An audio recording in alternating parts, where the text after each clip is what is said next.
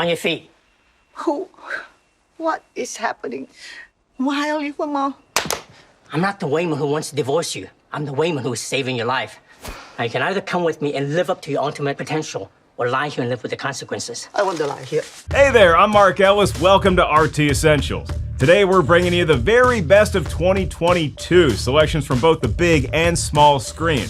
And what a gloriously entertaining year we've been blessed with. Star Wars fans like myself geeked out on Disney Plus as Obi-Wan and Darth Vader battled for the first time in 17 years, Marvel ramped up its multiverse madness, and the world collectively witnessed one of the most unforgettable Oscar ceremonies in history. Yes, in 2022, the streaming giants reigned supreme, but the box office was the comeback kid, and we'll show you why. Just a heads up, these selections aren't based on tomato meter scores, these are simply titles we think you should watch, and you can thank us later. So let's dig in. These are the most essential movies and TV shows of 2022. The Batman. The hell are you supposed to be?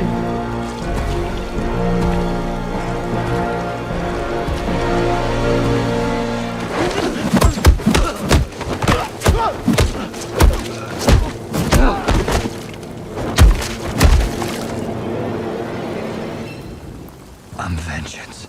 Flying in first is The Batman, directed and co-written by Matt Reeves, who rose to prominence after the success of his found-footage monster hit Cloverfield. Reeves had to shake things up if this film was ever going to compete with Christopher Nolan's Dark Knight trilogy, and Warner Brothers gave him full creative control to push his vision to the max.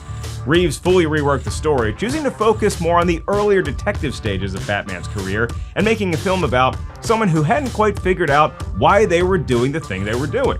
Batman's glorious alias Bruce Wayne was altered to be less of a playboy and more of a recluse, with Reeves taking character inspiration from Nirvana frontman Kurt Cobain. What we end up with is a Batman that feels more human than ever before, one that makes us question whether he is indeed a superhero, or if he's simply a flawed man desperately trying to clean up his corrupted city.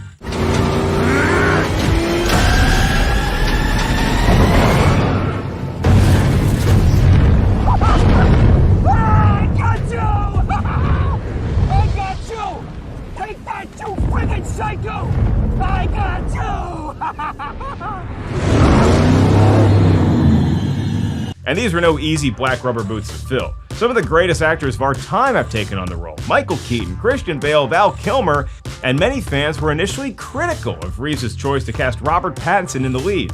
But Pattinson proved to be a worthy Caped Crusader, bringing something entirely different to the character, with some critics even calling him the Batman we needed. The Batman was the 5th highest grossing film of the year and was critically praised. Team Edward all the way. The White Lotus. Every step along the way, I have to worry about, is he gonna like the next layer? And I get all afraid, how much do I want to show him? Is he gonna be repulsed or is he gonna be alarmed? And at the core of the onion, Belinda, is just a straight up alcoholic lunatic. The White Lotus is an HBO dramedy series that was created, written, and directed by Mike White. It features an all-star cast and follows the exploits and dysfunctions of various guests and employees of the fictional White Lotus resort chain. There's so many reasons to binge this series, labeled by The Guardian as the best and most uncomfortable TV show of the year. Season 1 took audiences by storm. Seriously, for several months, you couldn't have a conversation without someone asking you, "Have you seen The White Lotus?" It got a little annoying until I did see it. Then I kicked myself for not watching it sooner. The visuals are bright and breathtaking, you kind of want to go there, and the writing is extraordinarily sharp. Characters like Armand, who manages the Hawaiian White Lotus Resort, are complex without pretension. And Jennifer Coolidge is remarkably funny as one of the elite guests, so troubled and out of touch, but somehow relatable. Aloha. Aloha. Aloha. Are you Ms. McQuoid? Quad. 1 syllable. McQuad. Well, 2 syllables, but the second part is 1 syllable. Wad. McWad. Is it Gaelic? I don't know. Yeah, Stifler's mom has got it going on, so much so that she was one of the only characters to return for season 2, which is set at a resort in Sicily. The White Lotus received unanimous praise, with critics hailing it as a masterclass and inviting audiences to enjoy the schadenfreude. Season 1 swept the Emmys, winning a whopping 10 awards in the limited series categories, the most awarded series of the year.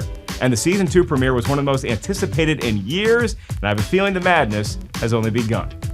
Everything Everywhere All at Once.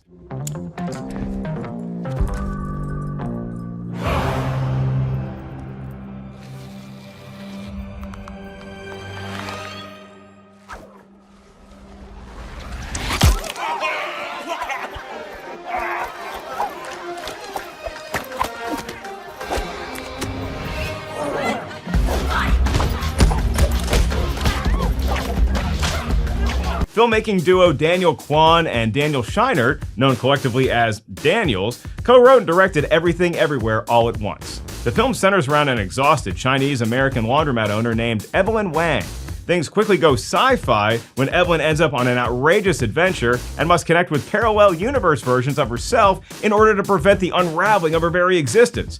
But more pressing than that, she needs to deal with the IRS. Personally, I think I'd rather face a black hole.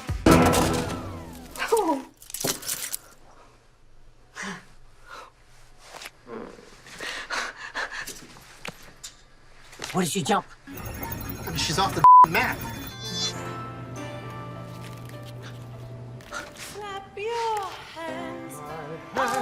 She appears to be in a universe where everyone has hot dogs instead of fingers. I bet you didn't imagine we'd be jumping from laundromat to multiverse, but those familiar with Daniels know to expect the unexpected. According to Kwan, Everything Everywhere was a product of him and Scheinert realizing, for the first time, how scary the internet was, moving from this techno-optimism to this techno-terror, and the movie was their attempt to grapple with that chaos. I know it sounds complex, but you'd be surprised just how grounded this wonderfully absurd film is, and much of that has to do with the family dynamics and dysfunctions on display. Everything Everywhere All at Once became the highest-grossing A24 film, beating out their 2018 horror film Hereditary. It received unanimous critical praise and was lauded for its humor, direction, and imagination, not to mention the cast performances, particularly that of Michelle Yeoh. What a forever badass. Severance. So I'll never leave here. You'll leave at 5. Well, actually, they stagger our exit, so 5:15. But it won't feel like it, not to this version of you anyway.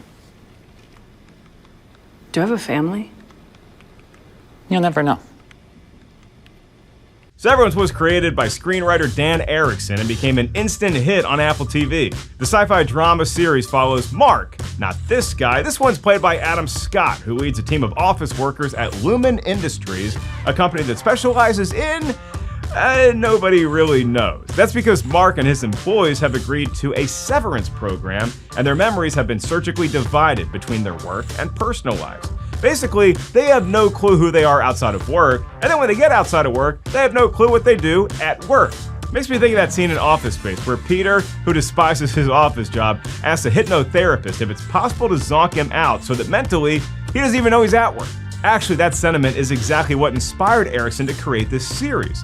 According to him, he was working a series of office jobs when he first moved to Los Angeles, and one of them, he found himself wishing that he could jump ahead to the end of the day and wanted to disassociate for the next 8 hours.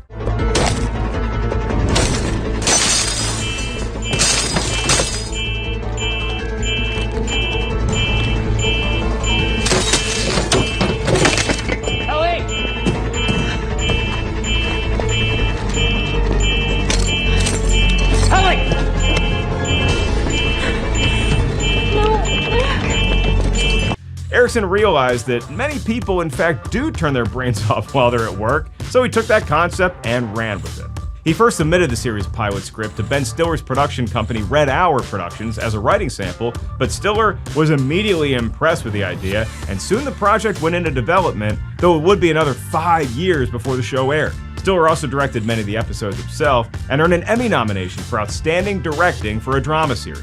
All in all, Severance received 14 Emmy nominations, winning 2. It was also critically praised for its acting, impressive visuals, and unique tone.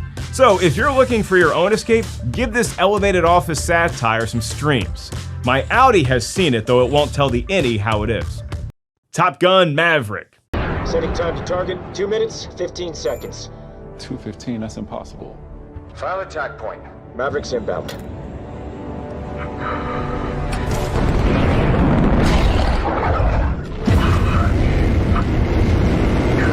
If you are feeling the need for speed and you're on the highway to the danger zone, we're here to take your breath away. Okay, I think you get where we're going. Top Gun Maverick is the long-awaited sequel to the 1986 hit Top Gun.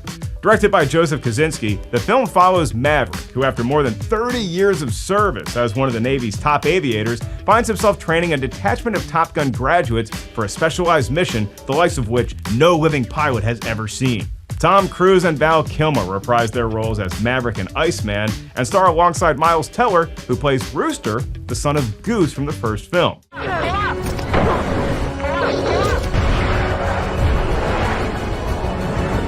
you got it. Don't think, just do. Come on, Rooster, you got him. Drop down and take the shot. It's too low. Too late. You had your chance.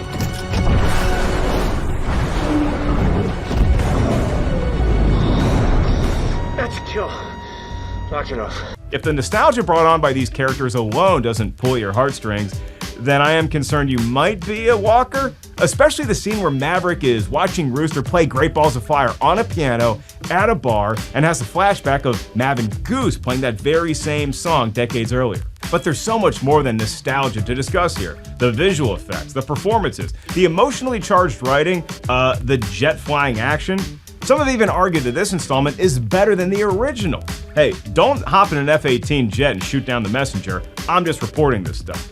Maverick grossed just under $1.5 billion worldwide, making it the highest grossing film of the year and the highest grossing film of Tom Cruise's career, which is saying something. Aside from its financial success, the film has also been hailed by critics as a worthy sequel, one that delivers on just about every level imaginable. House of the Dragon.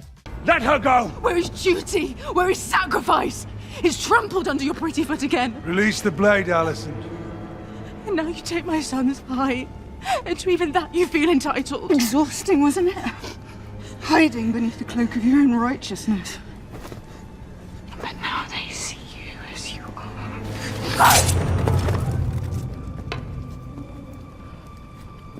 House of the Dragon is the much-anticipated follow-up to the wildly popular HBO series Game of Thrones, though it's actually a prequel, and is set about 200 years before the events of its predecessor.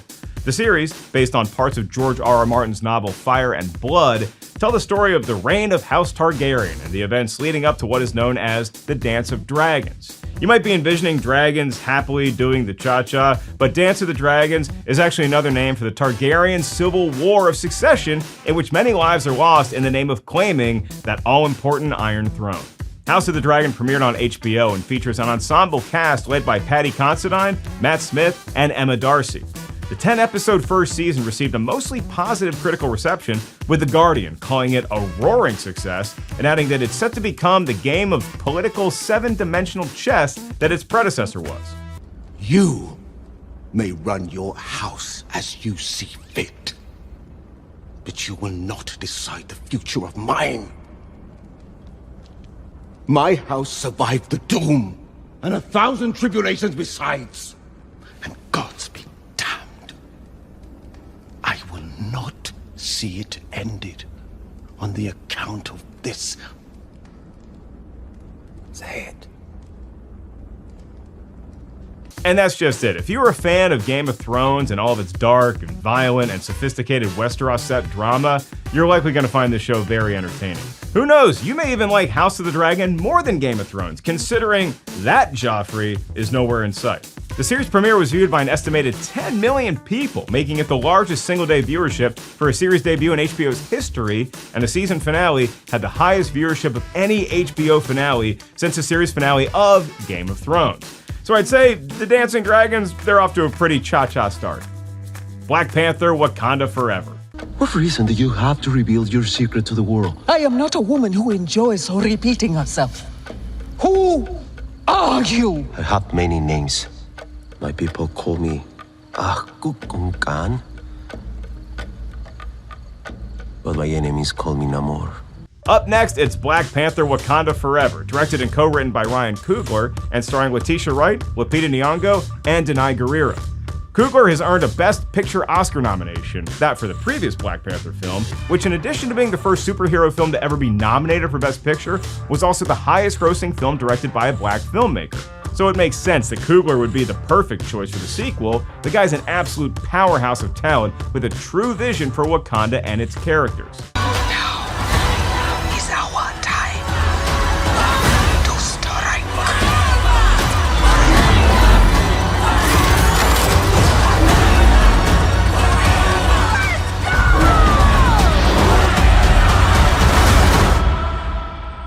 Show them who we are.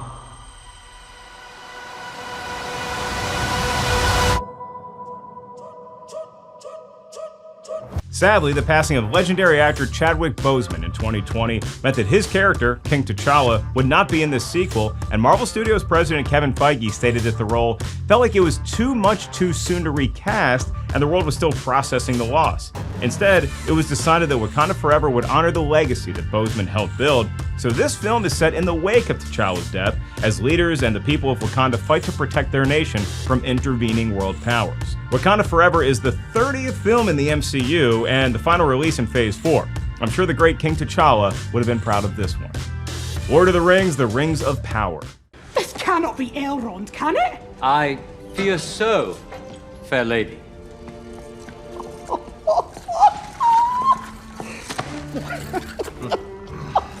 Durin didn't tell me you were coming. Durin didn't know. I've been remiss in not visiting sooner.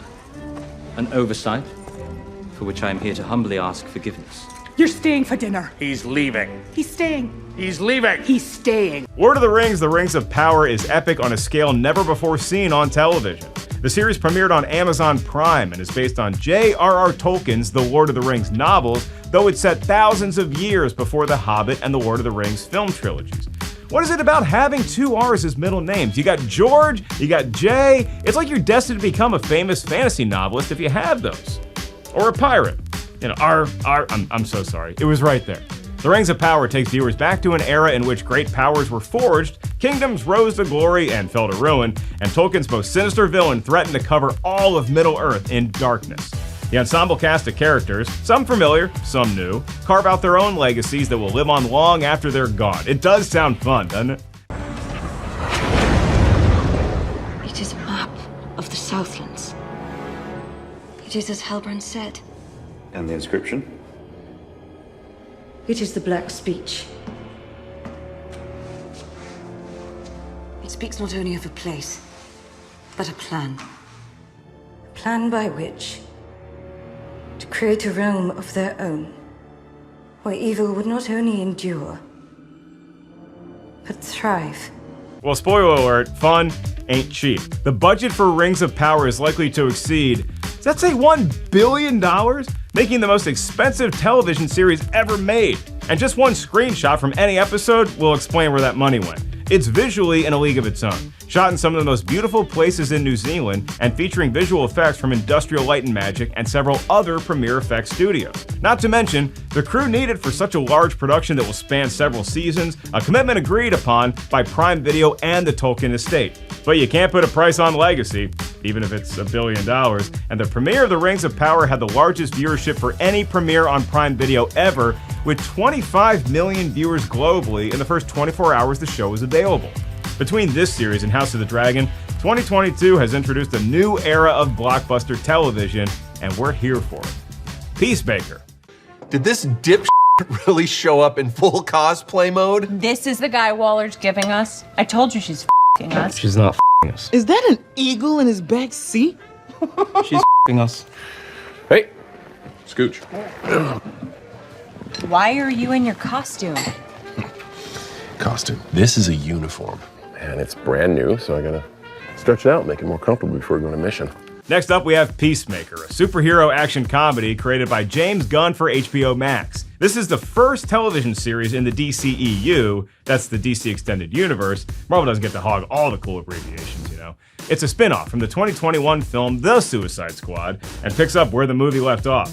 John Cena reprises his role as the titular character Peacemaker, aka Christopher Smith, who dedicates his life to fighting for peace at any cost, no matter how many people he has to kill to get it.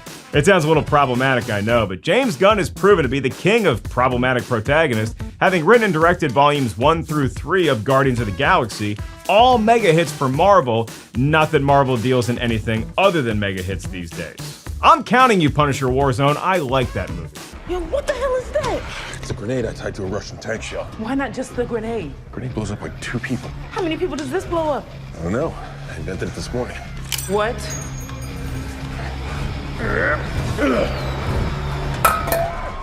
Eat peace, motherfuckers! Let's go! Gunn has this uncanny ability to make fundamentally unlovable characters lovable. Even Gunn himself described Peacemaker as a piece of... the next word rhymes with hit. You get where we're going. But despite that, we root for Peacemaker. We begin to care about his journey. We actually understand why he is the way he is. And that, my friends, is what you call character development. In addition to Cena, the series stars Danielle Brooks, Freddie Stroma, and many others. Critics have praised the performances, the action sequences, the substance, and the badassery. If that's not a word, it should be just for this show. Additionally, the season finale broke the record for the highest single-day viewership of any HBO Max original episode. It's a major win for DC. Take that, Marvel! Uh-oh, I just started a fight. Avatar: The Way of Water. I know you think I'm crazy. That's behind those big rocks. But I feel her.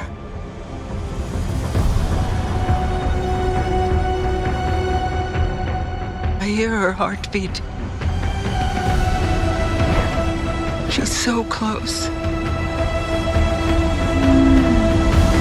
Last but certainly not least is Avatar: The Way of Water, the sequel to James Cameron's Avatar, released way back in 2009. But you already knew that, considering Avatar was one of the most groundbreaking films ever made, and it became the highest grossing film of all time. Oh, it also won 3 Oscars and is directly responsible for the increased popularity of 3D televisions and films. No pressure, Cameron. It's not like you set the bar as high as it could possibly go. But hey, sometimes your whole life boils down to one insane move or movie. I need you with me. And I need you to be strong.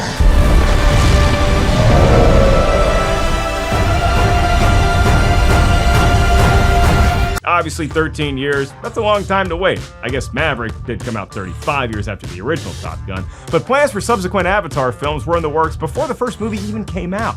So I guess we can blame James Cameron's perfectionism and his dedication to getting the underwater CGI right.